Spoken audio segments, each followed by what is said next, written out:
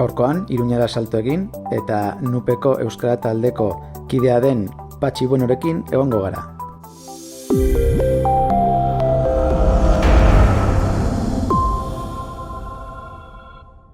Ni Patxi Bueno dut izena, Agorraineko gaztea naiz, Aizkoako herri batekoa.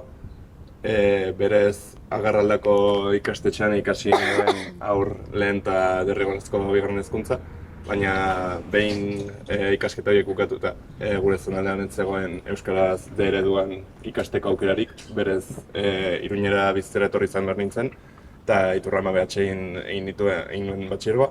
Aurten ere Nupen lehenengo urtea izanik, ingeniaritza informatikoa ikasten hasi nuen, baina jada aurreko urtean ezagutu nuen Nupeko Euskara taldea. Euskara gaia bada garaia dinamikaren barnan Iturramako institutuan aurkezpena egin zutelako, eta hasi nintzen beraiekin harremantzen, eta argi neukan kurtsoa hasi bezain laster meditatzen hasiko nintzela. Zu esan zu Aezkoakoa zarela, ez? Bai. Zein da bertako euskararen egoera? Bueno, Aezkoan zorionez zonalde baskofonoen baitan kokatzen da, eta D ereduan ikasteko aukera badaukagu Horregako Aman eta gero Garralda behatxegin, baina kontua da gero goi mailako ikasketak burutzeko bai lanbide heziketa bat edo batxilergo egiteko gure etxetik alde egin behar dugula, normalean Iruñera. Eta gero ere, gerozta gehiago dira euskaraz dakiten eta egiten duten gaztek, baina beste kontu bat da Aezkoa despopulizazio prozesu baten marran daula. Eta baita ere zaharragoek ahaztu egin dutela euskara eta gure bertako euskalkia, aezkera. Hitz egingo dugu pixka bat Nupe Euskara taldearen inguruan. Badakizu noiz sortu zen, pixka bat eta ze helbururekin ere sortu zen? Egia badakit urteak daramala unibertsitatean, baina zehazki ez dakit noiz sortu zen. Bai dela lehen komunitate euskalduna sortzeko helburua zeukala agian abiapuntu handiena, eta bere jarduera gehiago zuzentzen zuela bertsofarietan edo holako jarduera sozialetan. Eta orain zeintzuk dira talde honen helburu nagusiak? Dakidanez orain dela 5 urte edo erabakia hartu zen pixkat euskal taldeari buelta emateko eta baita ere jardun politikoa mintzatzeko. Eta han bertan fijatu zen euskal taldeko bi helburu. Batetik akademikoa, logikoa denez unibertsitateko euskarazko kredituen igoera exigitzeko eta gutxinoka urtetan zehar lortu izan da, baina baita ere ez dugu alde batera utzi arlo soziala, komunitate euskalduna sortzeko eta gure artean saretzeko. Zein da eskatuko zenituzketen erreztasunak edo zeintzuk dira traba nagusiak Euskara taldearenak? Propaganda egiterako orduan egia da normalean kendu izan digutela, eta baita ere bilerak egiteko eta gure jarduna aurrera emateko trabak jartzen dizkutela normalean, gelak ez emanez edo horrelako eta luze bat. Eta berez guretzat eskatuko genuken gauza bakarra da gure militantzia jardunari trabak ez jartzea. Ze guk egiten dugun lana ez da soilik guretzat, euskal taldeko militantzentzat, baizik eta unionetan gauden ikasle euskaldun guztiontzat. Zein da unibertsitatean dagoen euskararen egoera? Aurten Nupen 10.000 ikasle gara, eta 10.000 horretatik 3.000 eta piko ikasle euskaldunak, eta nahiz eta zenbakitan eren bat izan 130, 130 honek ezin du inolaz ere bere ikasketen 100 euskaraz burutu, ez magisterizan ez inolako karrera batean. Eta zenbakitara begiratuta ere, unian dauden kredituen 130 ez da euskaraz. Orduan hori da, Nupen dakagun egoera. Uste duzu jendea kontziente dela egoera honen inguruan? Jendeari kezkatzen dio edo jendeari ez zaio aixola? Bai, arranda, ni unidatorri baino lehen, eta Euskara taldeko kideekin harreman egin baino lehen, ez nuen errealitate hau ezagutzen, eta ulertzen dut agian unitik kanpo dagoen jendea ez duela ezagutuko ere. Edo bere ikasketak gazteleraz burutzen duen pertsona batek, edo Euskaraz ezakien batek, egoera hau ez duela ezagutzen. Baina hori da azken baita ere gure jarduna, arazo hau problematizatu, egoera hau problematizatu, eta jakinera eraman. Uste duzu jende asko Iruñatik alde egin behar duela edo Nafarroatik euskaraz egin ahal izateko unibertsitateko ikasketak? Egoera nahiko ohikoa da, bai. Jote hemendik Etxeura, Donostira, Gasteizera edo zein beste unibertsitatera, bere ikasketak euskaraz egin ahal izateko. Eta nola alda genezake egoera hau?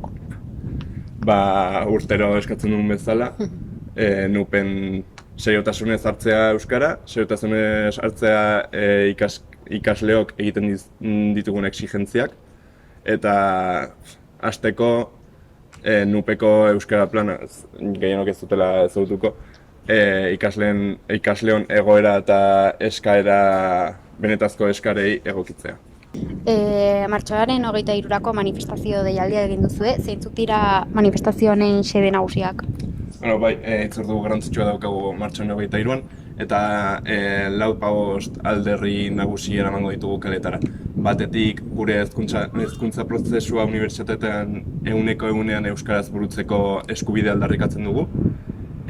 Bestetik, unibertsitateak eskaintzen duen materialen ehuneko ehuna, bai digitala, bai fisikoa, euskaratzea, bai sail linguistikoa ere euskaratzea, unibertsitateko alor guztietan, administratiboan, bai sozialean, kafetegian, guztietan, euskara lehen mailako hizkuntza bezala tratatzea, eta gero ere aldarrikatu nahi dugu legedi minimotatik uniak aurre eman behar duela eta euskararekiko benetazko konpromezua erakutsi behar duela. Zuk pertsonalki faltan bota izan dituzu euskarazko ikasgaiak zure graduan? Bueno, lehenengo mailan ikasitako edo ikasiko ditudan 10 ikasgaietatik soilik 6 eskaini zaizkit euskaraz. Eta hurrengo urtean bakarra edukiko dut handik aurrera ez da bat ere. Hau unibertsitateak azaltzen du erranda ingeniaritza bezalako graduetan, non gero publikori begira lan egiten ez den, ez dutela beharrezkoa ikusten gure gaitasunak euskaraz ikastea. Eta horregatik hainbeste ingeniaritza teknikoetan euskarazko kredituak murriztu egiten dira. Nigatik bukatutzat emango dugu elkarrizketa, ez dakit zerbait gehitu nahi duzun edo zerbait faltan bota izan duzun esatea.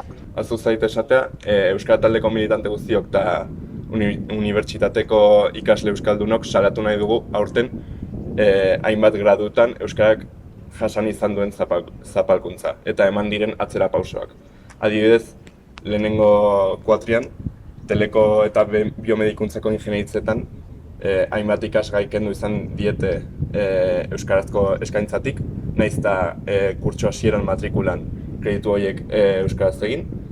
Eta baita ere, salatu nahi dugu, bigarren mailan ingeniaritza informatikoko lehenengo kuatrian, konputagailuen estrukturako ikasgaia, nahiz eta teorian euskaraz inpartitu behar den, irakasleak aukeratu izan dula, material guztia gazteleraz ematea, ikasgaia gazteleraz ematea, eta azterketak ere gazteleraz egitea.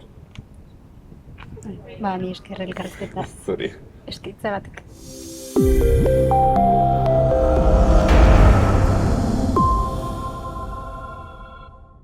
Kaixo, Aitor, zer moduz?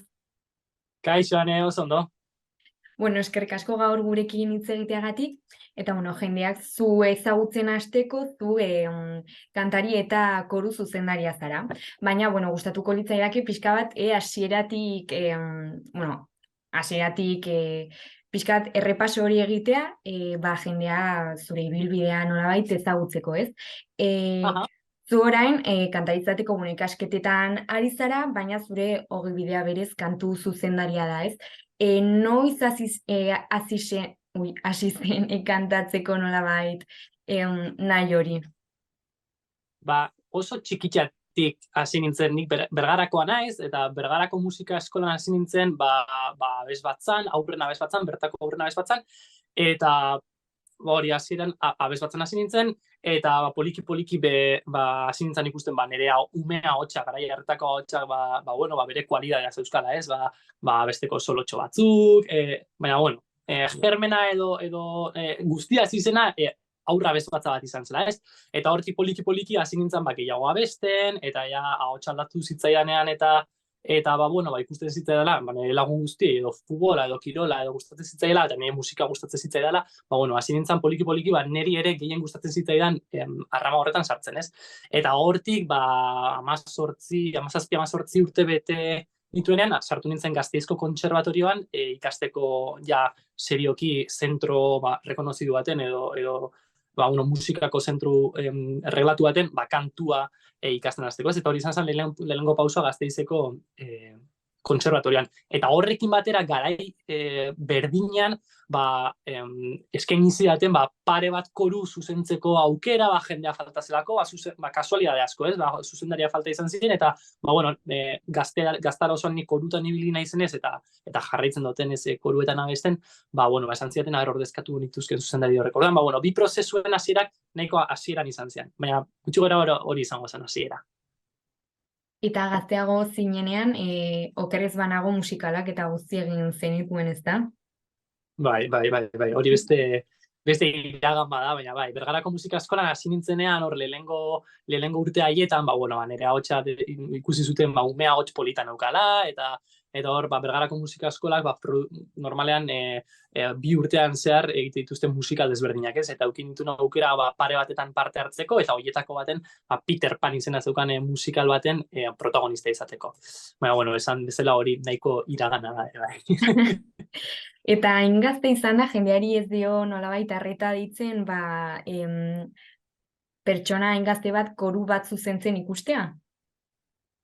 Bai, eta orain ez nahi zarra, baina hasi nintzenetik 7-8 urte pasadia, eta nire pentsatzen hasten izen ez, hain gaztea, 16 urterekin koru bat zuzentzen hastea, zelan atrebidu nintzen, zelan izan zen hasi. Ez niri arraro baita zait, baina esate dizudana, beti da nik ibili naizen koru batetan, eta aurrean sorte handiz, ibili naizen korutan, eta gaztetatik ibili naizen korutan, jende zuzendari onak izan ditut aurrean, eta azkenan, txikitatik zuzendari onak ikustean, zerbait geratzen da, ez? Eta gogo horiek piztu zitzaizkidan garai horretan, eta gogotsu negoen, azteko, eta holaxe hasi nintzen.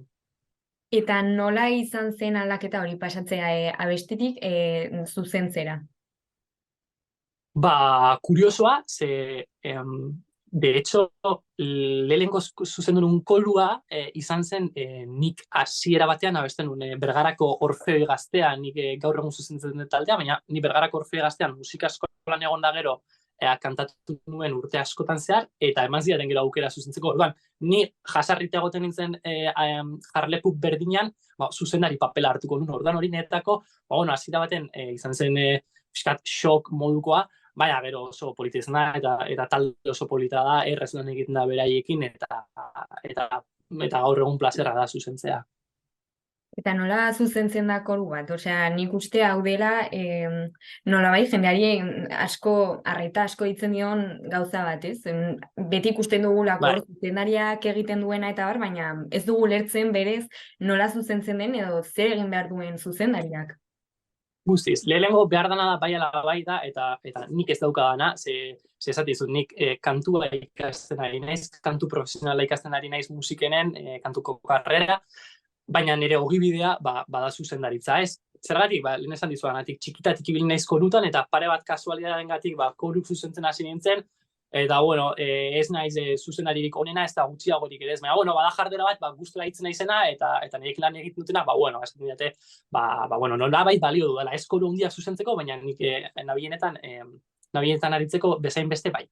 Zer importantena formazioa, gauza formazioa, ikastea, teknikoki nola zuzendu, nola eraman ensaio bat, Eta horretarako, ni ibili izan naiz Euskal Herriko Federazioak antolatzen dituen kurtso desberdinetan, kurtso asko, ordu asko, eta niretako garrantzitsuen izan da, aipatu dut, baina dudabarik garrantzitsuen izan dena, da, koru askotan abestu izanik, horrek asko lagundu dit, eta koru asko horietan, jende oso ona egotea aurrean, ez? Adibidez, Tolosako KUP taldean aritu naiz, eta jarraitzen dut denbora askoz lanean, Gabriel Baltez zuzenariarekin, ere bai lan egiteko ere esan dut Basilio Astulez Bilboko zuzenari famatuaren aurrean, Aitor Biain Ganbara bezbatzarekin, zuzendari oso desberdinekin, eta esate dizut azkenean, leku oso desberdinetan aritu ostean, zerbait geratzen da, eta horren instinto moduko bat da, laguntzen dizuna, edo nire kasuan, niri laguntzen diana, koru zuzendaritzan nolabait ondo eramaten. Eta zure ikasketak amaitzerakoan zer gustatuko litzaizuke egitea edo ze bidetik joatea? Nola kantua ikastenak nahi zen eta kantu profesionala, mundu polita bezain oso zaila denez, nire intentzioa kantaria izatea da, ez? Eta sortea handiz, azkenengo 2 urteetan eduki izan ditut aukera politak eta ezberdina, tenore bakarlari bezala, opera produkzioetan, 2. mailako papelak eta egin ahal izateko, eta egia esan, sorte handia izan da, beste mundu bat da oso guztiz desberdina koru zuzendaritzatik, da ikasten ari naizena, eta ikasketak amaitzean, zuk aipatu duzun bezala, helduko da momentu bat, apustu bat egin beharko duguna, ez kantante guztiek egin beharko duguna, edo sartzezean mundu honetan eta saiatzezea honetatik bizitzen, edo beste gauzatea dedikatu jantzea, bizitzare irabazin behar da, eta bizin behar da. Imaginatzen dut ez dela bide erraza izango, ezta? Ez, eta nik uste hala eta ere, abeslario bezala, Euskal Herrian sorte handia daukogula, kultura maila handia dagoelako, kultura asko dagoelako, eta mugitzen garelako desende. Eta gauzen lekuan egonda, bai Nafarroa, Iruñan, edo Donosti Gipuzkoan, Bizkaian, bai abesbatza eta bai kantu mugimendua handia dago, ez? Eta, liriko munduan, Bilbon opera dago, Agao ere daukagu Iruñean, Donostin bai Opusildika ibiltzen da opera produzitzen, horren, entorno baten gaude, nik uste dut, kantari gazteak eta edo zuzendari edo koruak neko sorte daukagula zentzu horretan, baina hala eta ere, mundu oso zaila da. Imaginatzen dut. Eta azken alian, ze ekitalitan ibili zara, ikusi dut aurten Bergarako Orfeoiak 1 urte bete dituela, ezta, eta zu bertan egon zinen. Hori da, Bergarako Orfeoia da, lehen aipatu duten Orfei gazte horretako koru nagusia, ez? Horra bestu izan dudela nire gurasoek, nire inguruko jende guztiak, nik erabestu dut urte askotan horretan, eta aurten, Bergarako Orfeak 100. urte hurren egin du, eta antolatu dugun kontzertu potenteenetariko bat izan da, kontzertu sinfoniko koral bat, gurekin urtetan zan kolaboratu duten orkesta eta koru desberdinekin, eta Mozarten rekien bat egin dugu, eta, ukiet sekulako plazerra, kontzertu makro sinfoniko horretan, nik bakarlari papela egiteko niretako oso hunkigarria izan zala, etxean, etxekoekin eta etxekoen dako egiteko kontzertu hori. Oso berez izan zen. Eta, ekitaldi horretaz aparte, azken aldian zertan ibili zara? Azken boladan, sorte handia eukidet, komentatu ete bezala, solista bezala eukidet zidalako kontzertu batzuk, ez? Eukidet aukera egin izateko Carmina Burana, kompositore famatuaren obra, Madrileko Auditorio Nazionalean, holan proiektu Iruñatik urtendako proiektu gazte baten barruan, Nafarroako Unibertsitateko orkesta eta koruekin batera, Donostin Paiatxi opera egiteko aukera ere izan nun, gabonetan Dido Ieneaseko papeltxo bat ere bai, eta kontzertu desberdinak tartetik ibili direnak ere bai. Zate dizut, mundu oso zaila da, baina Gipuzkoan behintzat eta Euskal Herri mailan sorte handia daukagu mugimendu hau egoteana, beraz, euki ditut kontzertu batzuko azkenengo asteetan. Hoiek izan dira eduki dituzunak, baina orain agendan zer daukazu edo hurrengo aste edo hilabetetan zertan ibiliko zara? Alde batetik nola orain ekaina eta kurtso bukara datorren, tokatze zaigu, koru zuzendari askori bezala, kurtso amaierako kontzertuak, udako kontzertuak, eta alde batetik koruekin bai daukate orain zuzentzen ari naizen koruekin konpromesoak, eta kontzertuak kurtsoari nolabait amaiera emateko, eta aipatzeko bestelan bakarlari bezala dauzkaten lan kontzertu garrantzitsuenak, izango dira, orain eukiko dutela kursalean, Donostiko kursalean Carmina Burana bat, eta gero udanan hartuko dutela parte Donostikoko musika amabostaldian ere bai, bertan egingo den opera batean, eta irailean beste opera batean, eta gauza desberdinekin. Beraz, lanpetuta ibiliko zara, ez da? Pizkatxo bat bai, eta ez deria faltaz. Hori beti da. Bai.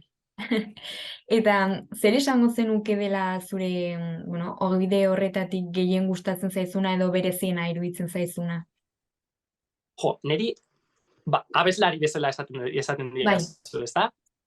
Neri asko gustatzen zait eta gehien disfrutatzen detena izaten da prozesuan. Hau da, adibidez, opera produkzio baten, lehenengo ensaioak, jende berri ezagutzea, jende berri horrekin gauza desberdinak partekatzea, ensaioak egitea, ez 2 astetako ensaio luze horrek, hor prozesu horre, gero aktuazioak hor daude eta estreinaldia hor dago eta opera funtzioak ere garrantzitsuak dira eta momentu garrantzitsuak dira, baina bai opera funtzioetan edo kontzertuetan eta hor sortzen diren prozesu hori horretaz nik asko disfrutatzen dut, eta askotan gertatu izan zait, prozesuan hain ondo pasatu izan eta hainbeste disfrutatu eta nire 100 eta 150 eman ostean heltzea aktuazioa eta aktuazioa gehatzea edo saioa gehatzea ezertan bezala, ez? O gutxi bezala jo, prozesuan hainbeste disfrutatuta gero.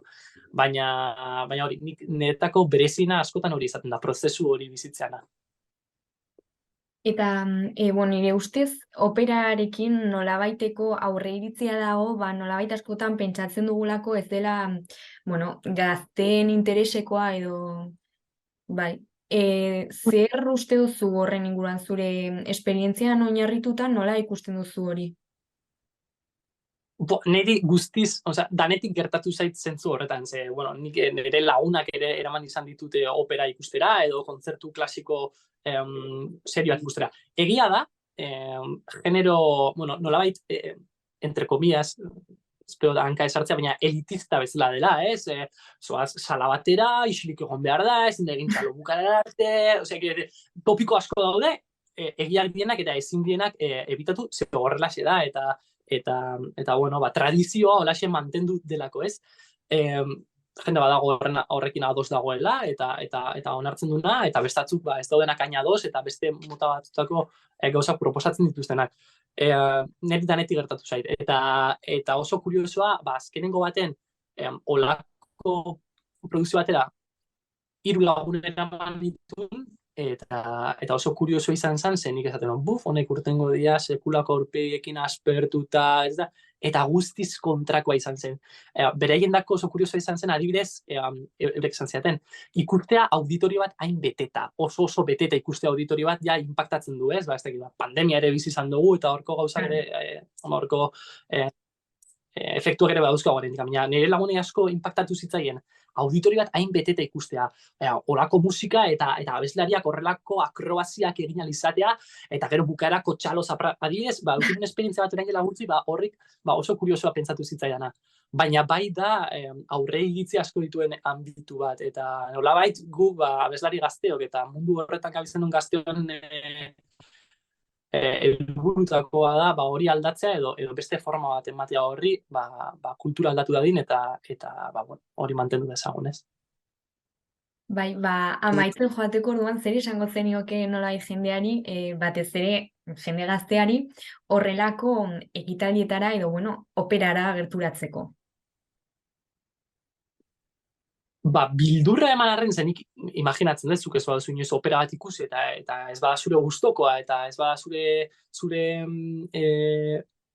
inguruko edo normalean ikusten duzun gauza bat ez danean oso zaila da derrepente opera batera joatea, ez? Sartzea auditorio batean eta egon behar zera 3 ordu eta erdi hor aguantatzen. Nik imaginatzen dut, eta nik onartu beharra daukat ere bai, opera batzuk ikuste dituzula eta abeslaria gazenok ere bai, kontu batzutan ordularia behitzen dugu, edo danei gertatu zaigu, ze luzeak dira eta oso densoak dira, eta hori ikasin behar da nola begiratu, ez? Eta nola interpretatu zure barruan, edo ikuskizun hori nola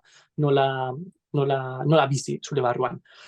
Orduan, esango niokena da, bai edo bai, noizbait beraien gaztaroan animatzeko ikusten dute kartelen baten opera badagoela, eta nola ez, kontu eukitzeko ze opera ikusten duzun. Lehenengoa ikusten duzuna oso garrantzitsua izango da. Beti lehenengo aparientziek eta lehenengo esperientziak dia beti gogoratzen ditugunak. Orduan, askotan egiten ditugun ekizak horren arira izaten dira. Orduan, sartzen bazea Wagnerren opera bat, 5 ordutako opera bat ikustera, zate izut pertson horrek ez duela gehiago opera bat ikusteko. Baina, sartzen bazea, badaude opera batzuk oso espezifikoak dienak eta oso estrategikoak dira zentzu horretan, ez? Mozarten txirula magikoa edo formatu txikiko operak, edo gaur egun opera kontemporaneoak, estena propuesta ezberdinekin eta dauzkatenak, horrek oso interesanteak izaten dira, eta nik uste dut jende gazteak hortik jo behar duela, eta esan dizudan bezala, gure lana da, eta kantante gazteon lana da, hori bultzatzea eta animatzea. Baia jendea animatzen den, eta orain bai amaitzeko ez dakit zerbait gehiago esatea edo zerbait gehitzea gustatuko litzaizuken. Jo, eskerrak ematea zuei, ematea aukera oneri hau hemen txapa guztia soltatzeko eta errebindikatu honek esan behar dienak eta gutxi egiten dienak eta askotan gehiago egon beharko litzatezkenak egiteko aukera emateagatik. Eskerrak zuei. Eskerrik asko Aitor eta laster arte. Bai, zuei. Agur.